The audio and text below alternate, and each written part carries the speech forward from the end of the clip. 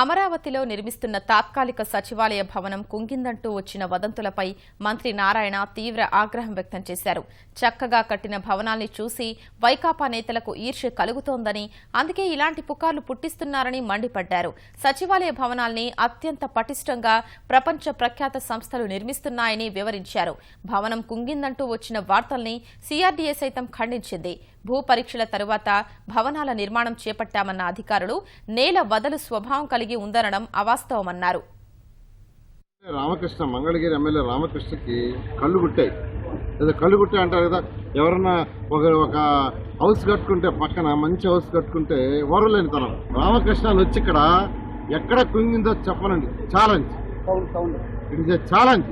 మైండ్లో పెట్టుకుని దీన్ని ఏ విధంగా నాశనం చేయాలా, 27వ తేదీ రానిగండా చేయాలా, ప్రజల్ని భయభ్రాంతులు చేయాలా అనే చేయదు ఛాలెంజ్ చేస్తున్నాను. రండి, మీరు నేనే ఉంటా ఇక్కడ, మీరే చూపించండి ఎక్కడ.